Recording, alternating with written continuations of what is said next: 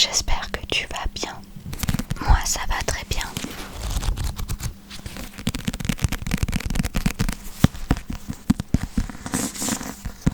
J'espère que tes vacances se sont bien passées. Et j'espère que ta rentrée s'est également bien passée. Aujourd'hui, avec l'accord de Soman Shenani, je te lis le chapitre 19 du tome 1 de L'école du bien et du mal.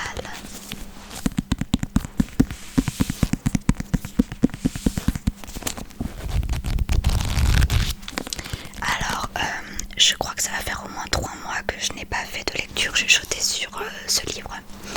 Donc il faut que je me souvienne un peu de ce qui s'est passé. Mais si mes souvenirs sont bons, je crois que Agatha a appris à Sophie à se métamorphoser. Et si Agatha, elle se métamorphose en plate, eh bien Sophie, il me semble qu'elle se métamorphose en renard rose.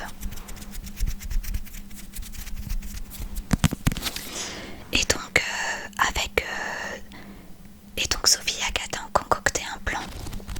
En fait, Sophie devait se métamorphoser pour rejoindre Tedros, qui est lui aussi un renard lorsqu'il se métamorphose. Parce qu'en fait, pour rentrer chez elle, donc à Gavaldon, il faut que Sophie embrasse le prince. Sauf que Sophie a fait un coup bas à Agatha, alors qu'elle était à deux doigts d'embrasser le prince. Finalement, Sophie a changé d'avis et elle a fait elle a changé d'avis et du coup elle a préféré ne pas embrasser le prince, puisque Sophie n'a aucune envie de rentrer à Gavaldon en fait. Et la fin du chapitre s'est finie sur Sophie qui mettait une pichenette à Agatha transformée en plate pour que celle-ci, elle lui fiche la paix quoi. Donc Sophie, en termes d'amis, elle est pas terrible.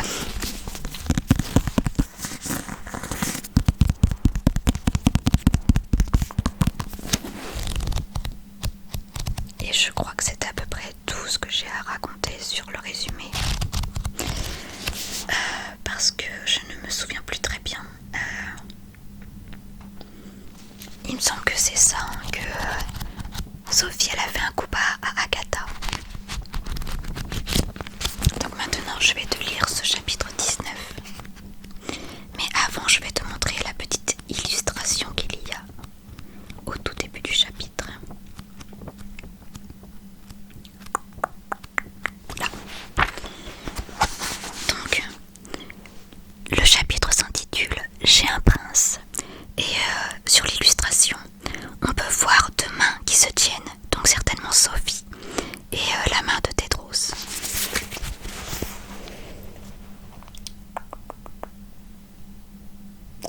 Et je rappelle que Tedros, c'est le fils du roi Arthur et de Guenièvre. Ouais, il me semble que c'est également le fils de Guenièvre. C'est parti. Chapitre 19, chapitre 19, chapitre 19. J'ai un prince. Les professeurs de l'école du bien et du mal avaient vu beaucoup de choses dans leur carrière.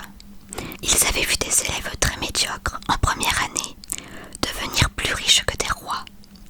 Ils avaient vu des chefs de classe dérailler en troisième année et finir pigeon ou guêpe. Ils avaient vu des farces, des mouvements de protestation, des rafles, des baisers, des vœux, des chants d'amour improvisés. En revanche, un toujours et une jamais qui se tenaient la main dans la queue de la cantine, ça c'était inédit. Tu es sûr que je n'aurai pas d'ennui? S'alarma Sophie. Si tu es assez bien pour moi, tu l'es aussi pour un panier. J'imagine qu'ils finiront par s'habituer. Je ne veux pas de scandale au bal. Les doigts de Tedros se crispèrent. Sophie devint écarlate. Oh, après la nuit dernière, je me disais juste. Avec les copains, on s'est juré de n'inviter personne avant le cirque des talents. Selon Espada, il est d'usage d'attendre le couronnement au cirque la veille du bal. La veille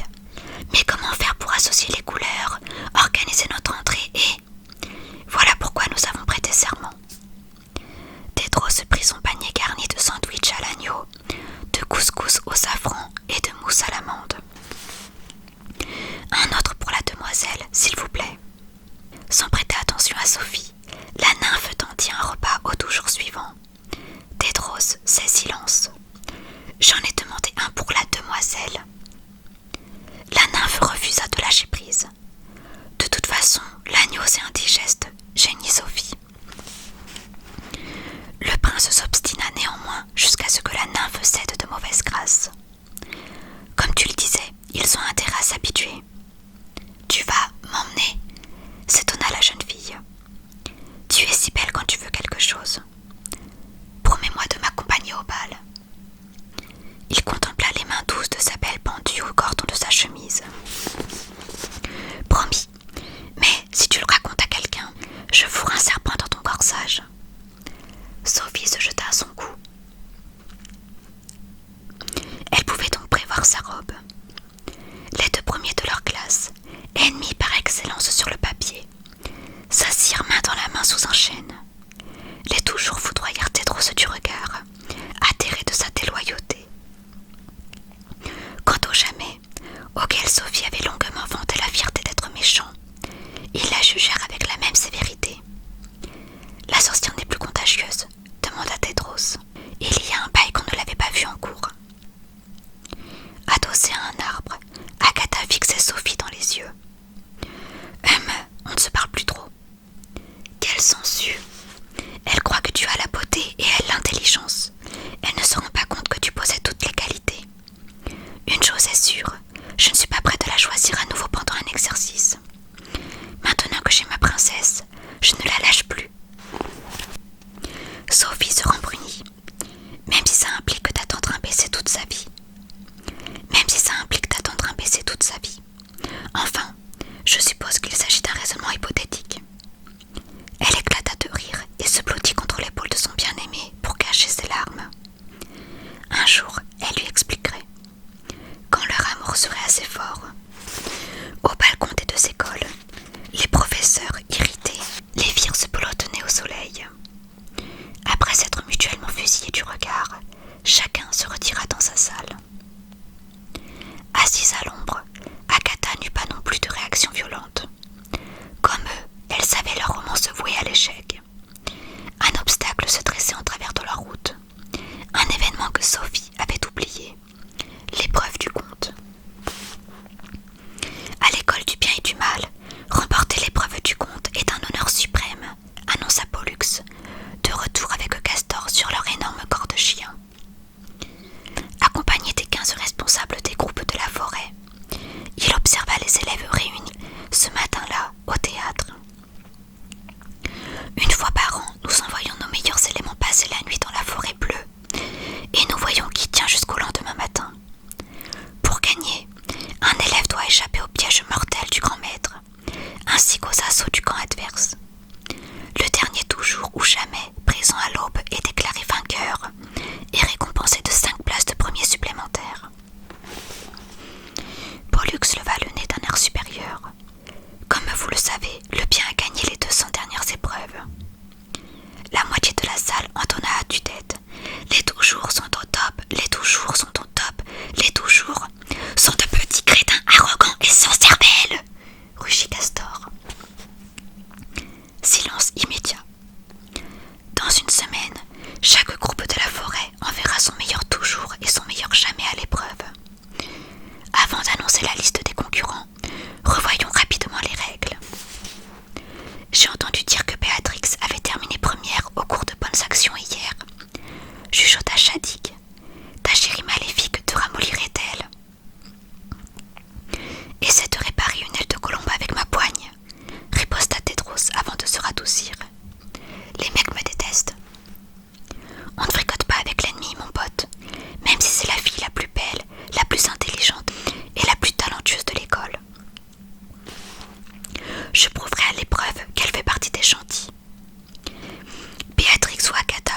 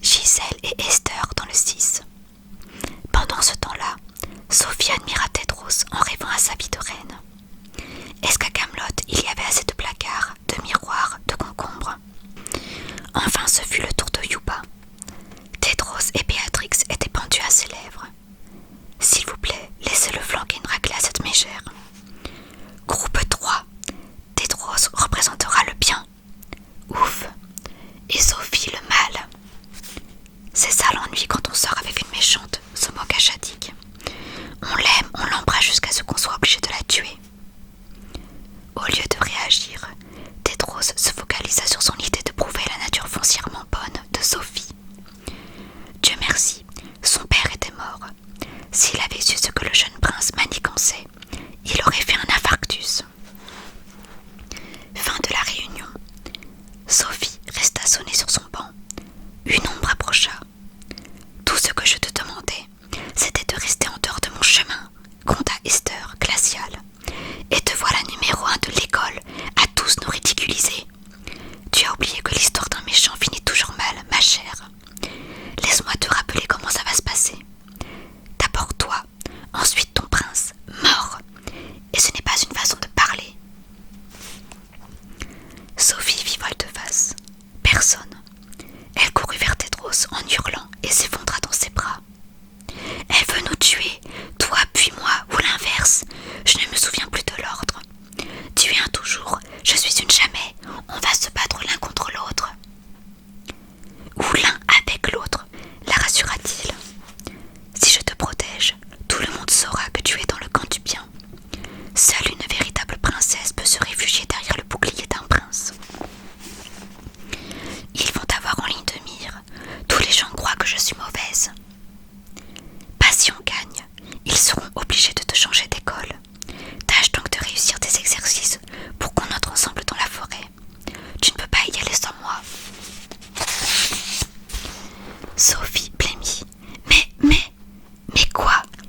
Tu lis pas tous à plat de couture. Je sais seulement. Tedros l'obligea à sonder ses prunelles d'un bleu limpide. La première place à tous les défis, marché conclu. Elle acquiesça d'un faible signe de tête. On forme une équipe, insista-t-il. Après une dernière caresse sur la joue, il sortit. D'un pas lourd, elle se dirigea vers la porte des Jamais et s'arrêta. Agatha, solitaire, était assise sur un banc rose. « Je t'ai dit que ma place était ici, » soupira Sophie. « Tu refusais d'écouter.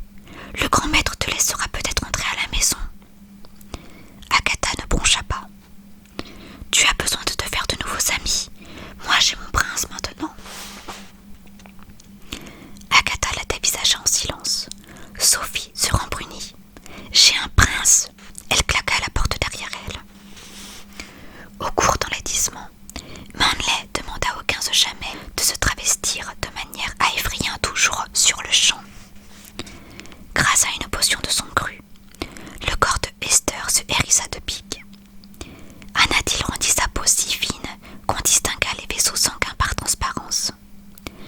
Sophie écrasa des têtards pour attraper un eczéma purulent, mais elle ne réussit qu'à se faire pousser une corne torsadée et la queue pailletée d'un cheval. Quoi de plus terrifiant pour une princesse qu'une licorne, ricana son professeur.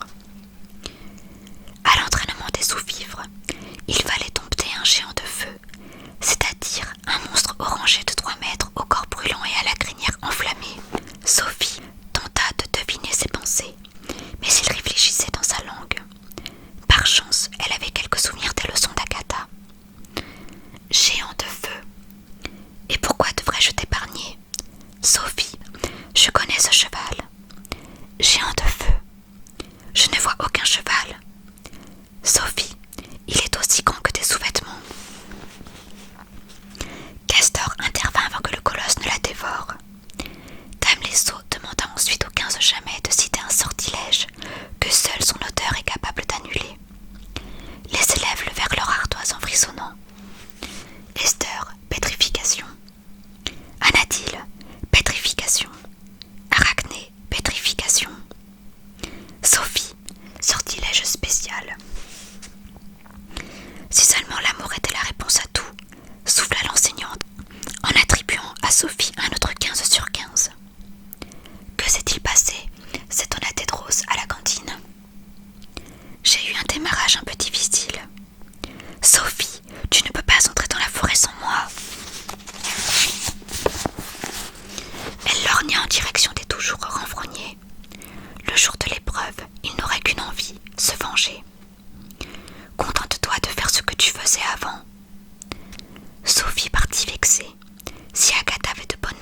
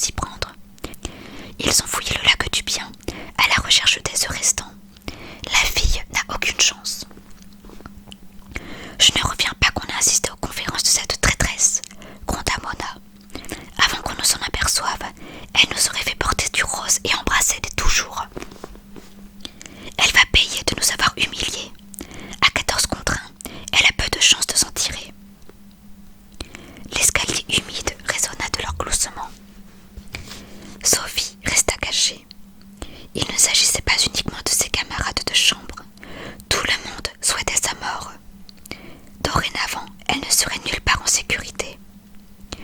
Nulle part sauf... La porte de la chambre 34 s'ouvrit sur 2 élèves aux yeux de fouine. « Salut beau gosse !» roucoula Sophie. « N'essaie même pas. Tu aimes les princes, tu joues sur les 2 tableaux au-dessus. » Écœurée par l'odeur, Sophie se boucha le nez et chassa Horte de sa toute nouvelle chambre. Horte tambourina 20 minutes à la porte avant que Sophie ne daigne ouvrir. « Tu peux m'aider à réviser jusqu'au couvre-feu ?» dit-elle en vaporisant du parfum à la lavande. « Mais tu ne dors pas ici. » « C'est ma chambre !» Il s'assit par terre, vêtu d'un pyjama orné de grenouilles vertes en colère. « Les filles et les garçons n'ont pas le droit de dormir ensemble. Il est donc impossible que ce soit ta chambre. » « Et je suis censée dormir où, moi ? » On m'a dit que la salle commune de la méchanceté était assez confortable. Sourde à ses plaintes, Sophie se cala dans le lit et tendit une bougie au-dessus des courtes hortes. Il fallait remporter tous les défis du lendemain. Son seul espoir de survie à l'épreuve. Entrer avec Tedros et se cacher derrière son bouclier jusqu'au bout. Pour humilier un adversaire, le transformer en poulet. Panta pari Otirosti, c'est ça. Comment sais-tu que tu n'es pas une méchante ? Je regarde dans le miroir. Horte, tu as une écriture de cochon. Quand je regarde dans le miroir, j'ai l'air d'un méchant. Ce qui veut sans doute dire que tu en es un. Selon mon père, les méchants sont incapables d'aimer. C'est dégoûtant et pas naturel.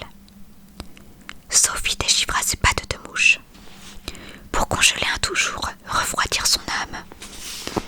Donc il m'est formellement impossible d'aimer. Au maximum, prononcer ensuite les mots. Mais si je pouvais aimer, je t'aimerais. Sophie se retourna. Horte ronflait doucement à terre. Son pyjama luisant de grenouilles furibondes. « Tu ne peux pas dormir ici. » Il se mit en boule. Elle jeta ses couvertures, lui flanqua des coups de pied. « Prends ça, Peter Pan !» balbutia-t-il à mi-voix. Sophie le regarda, tout frissonnant et en sueur. Elle se glissa à nouveau entre les draps moisis. À la lumière de la bougie, elle tâcha de réviser, mais, bercée par le souffle régulier de son voisin, elle s'endormit jusqu'au petit matin. Le 2e jour se déroula aussi bien que le précédent. Sophie écopa de 3 nouveaux bonnets d'âne, notamment à l'entraînement des sous-fifres, où elle ne fit même pas luire son index à temps pour désarmer un drôle puant. Quand Tedros la tira par le bras à la cantine en se bouchant le nez, les veines de son cou étaient gonflées d'agacement. « Je dois faire exprès de perdre ou quoi ? Tu veux vraiment commencer l'épreuve 3 heures avant ? » J'essaie de toutes mes forces. La Sophie que je connais n'essaie pas, elle réussit. Ils déjeunèrent en silence. Où est passée sa super fée marraine, coassa Béatrix. De l'autre côté du terrain, Agatha faisait ses devoirs avec Kiko, le dos tourné. Le lendemain, les candidats passèrent les 2 premiers cours à essayer leur tenue de combat. Tunique bleu foncé en maille de fer soyeuse et cape en laine à capuche, assortie ourlet de brocart rouge. C'était un uniforme unique, censé entretenir la confusion entre les toujours et les jamais. D'habitude, Sophie s'intéressa à la mode, mais là, elle avait le nez plongé dans les cahiers de Horte. Au cours suivant de Dame Lesseau, elle n'aurait plus le droit à l'erreur. Un méchant ne tue que dans un but, détruire sa némésis, l'être qui se renforce à mesure que vous faiblissez. À ce moment-là uniquement, vous serez apaisé, expliqua l'enseignante. Bien sûr, dans la mesure où seuls les meilleurs jamais font des rêves de némésis, la plupart d'entre vous ne prendront jamais la moindre vie. Estimez-vous heureux. Le meurtre est l'apanage du mal absolu. Aucun de vous n'est encore assez pur pour tuer. Sophie entendit grogner dans sa direction. Néanmoins, puisque l'épreuve du conte est un exercice inoffensif, pourquoi ne pas se préparer avec mon défi préféré ? Elle vit apparaître le spectre d'une princesse aux boucles brunes, aux fossettes roses et au sourire adorable. L'élève qui la tue de la façon la plus cruelle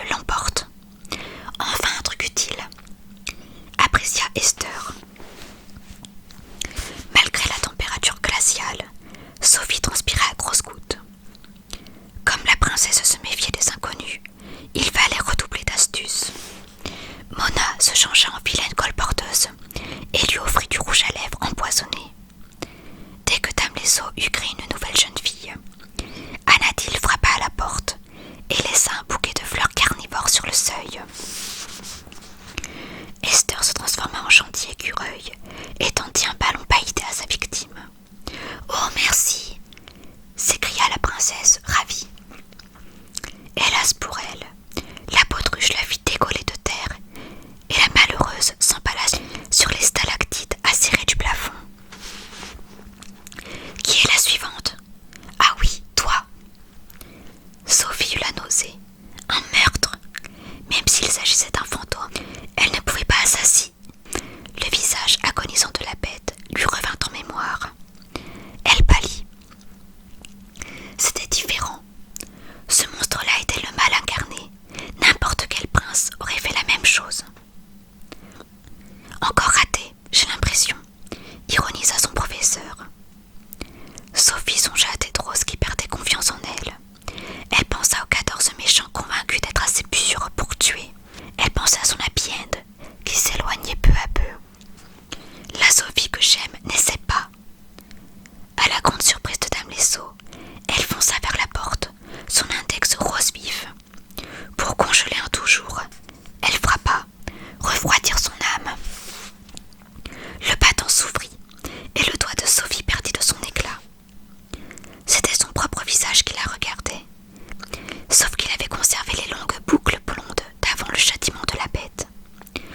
Pour réussir l'épreuve, elle devait se tuer elle-même. Dame Lesso esquissa un sourire narquois. « Je peux vous aider ?» demanda la princesse Sophie. « Ce n'est qu'un fantôme. » L'élève serra les dents et sentit son index brûler à nouveau. « Vous avez l'air d'une inconnue. » Le plus froid possible. « Maman me défend de parler aux inconnus. » Dis-le. Le bout du doigt trembla. Elle ne trouvait pas la formule. « Je dois y aller. Maman m'appelle. Tu l'as maintenant. Panta Paero Tirosti. » Vlouf. La princesse se transforma en poulet. Sophie la prit dans ses bras, fracassa la fenêtre avec une chaise et jeta le volatile dans le vide. « Vole, Sophie, tu es libre !» Le poulet battit des ailes en vain et s'écrasa à terre. « C'est la première fois que j'ai de la peine pour un animal, » murmura Dame Lesso. Un autre 15 gicla à la figure de l'adolescente. La seule chose que Sophie appréciait à l'école du mal, c'était qu'il y avait plein d'endroits où pleurer. Désespérée, elle se réfugia derrière une arche en ruine. Comment pourrait-elle encore regarder Tedros en face ? Nous insistons pour retirer Sophie de l'épreuve. Reconnaissant le ton pourru de Manley, elle épia par le trou de serrure de sa classe nauséabonde. À la place des jeunes méchants, les chaises rouillées accueillaient les enseignants des deux établissements. Madame Tovey présidait l'assemblée derrière un pupitre en crâne de dragon. Les jamais projettent de la tuer, Clarissa. Notre politique de sécurité se doit d'éviter toute mort d'élève. Espérons qu'elle sera plus efficace qu'il y a 4 ans. Je pense que nous sommes tous d'accord pour dire que le décès de Garrick était un accident. Garrick de Gavaldon, kidnappé en même temps que Bane. Bane avait échoué. Garrick était mort. Le cœur de Sophie cogna contre ses côtes. Notre happy end sera de rentrer à la maison. Agatha avait raison depuis le début. S'il faut écarter Sophie, intervint Castor, c'est aussi que, selon les faits, le jeune toujours réel prévoit d'agir en équipe. En équipe, haleta Madame Tovey. Il ne manquerait plus qu'il gagne, s'écria Madame Chix. Imaginez que la nouvelle se répande dans les bois. Donc, soit elle meurt, soit elle détruit cette école, grogna Manley avant de cracher par terre. C'est une décision très facile, conclut Dame Lesso. Sauf que nous n'avons jamais éliminé d'élèves aussi doués, objecta Madame Tovey. Douée ? Elle a raté tous les exercices de la semaine. Ce garçon l'a persuadée qu'elle était du côté du bien.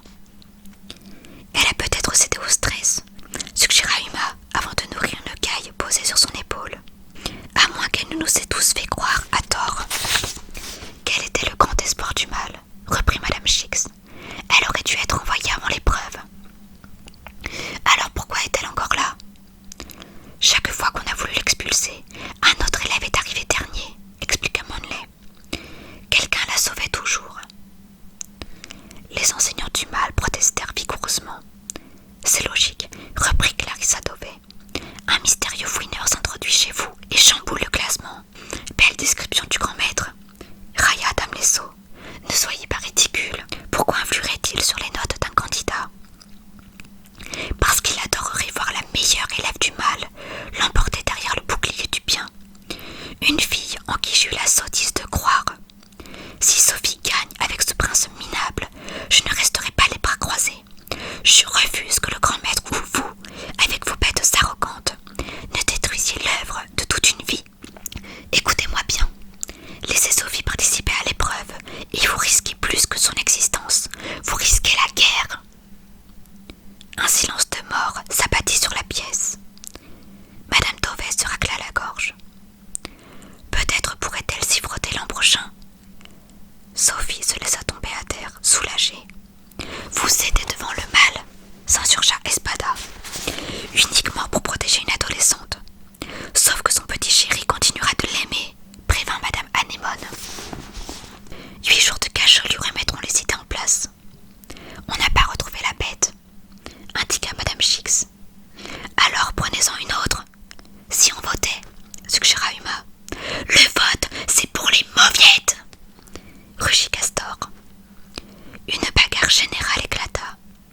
La caille d'Uma déféqua sur l'équipe du mal. Castor tenta de la dévorer, et Pollux perdit encore sa tête, avant qu'un sifflement autoritaire ne ramène le calme. Cette école n'a qu'une mission, annonça Sadeur. Protéger l'équilibre entre le bien et le mal. Si la participation de Sophie à l'épreuve le menace, cette jeune fille doit être disqualifiée. Par bonheur, la preuve de cet équilibre se trouve sous nos yeux. Sophie tenta de voir ce qu'ils observaient, mais ils regardaient tous dans des directions différentes. Nous sommes d'accord que l'équilibre est préservé. Personne ne répondit. Sophie concourra donc à l'épreuve du conte, point. La jeune espionne se retint de hurler. Toujours aussi sage, Auguste, apprécia Dame Lesseau. Dieu merci, à cause de ces mauvais résultats, elle passera une bonne partie de la nuit sans la protection du garçon. Avec un peu de chance, elle mourra si brutalement que personne n'osera reproduire ses erreurs. Son histoire aura alors la fin qu'elle mérite. Peut-être même sera-t-elle digne d'un tableau. Tandis que les enseignants prenaient congé, en bavardant deux par deux, Madame Dauvet et Sadeur furent les derniers à sortir. Et si elle meurt, Auguste? Et si elle survit? Clarissa se figea. Vous pensez toujours que c'est vrai? Oui, je pense aussi que le storien écrit déjà son conte. Mais c'est impossible, c'est de la folie, balbutia-t-elle, horrifiée. C'est pour ça que vous êtes intervenu. Au contraire, je ne suis pas intervenue. Notre devoir est de laisser l'histoire suivre son cours. Non, vous envoyez une gamine risquer sa vie parce que vous croyez à votre oracle imaginaire. Il y a bien plus en jeu que la seule vie d'une jeune fille. Ce n'est qu'une innocente. Vous aurez son sang sur les mains. Tandis que Clarissa s'éloignait en ravalant des larmes de colère, les prunelles de Sadeur se voilèrent de doute.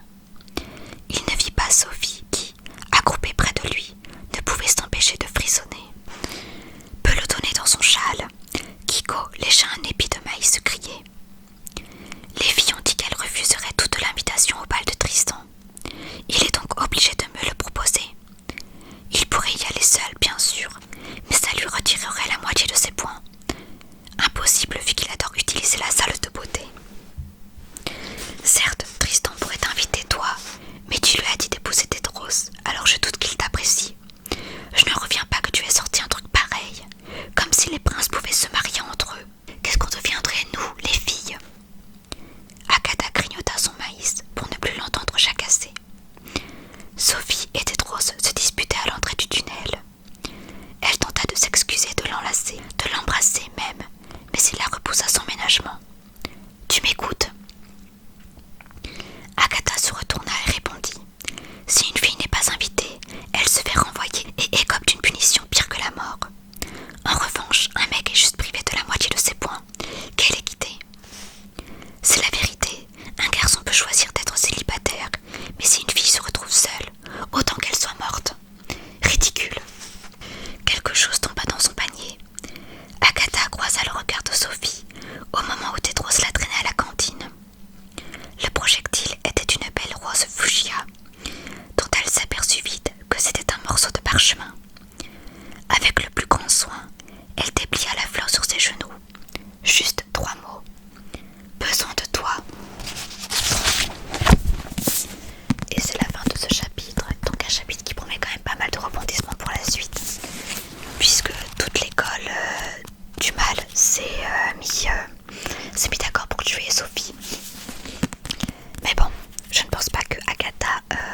verra sa meilleure amie mourir.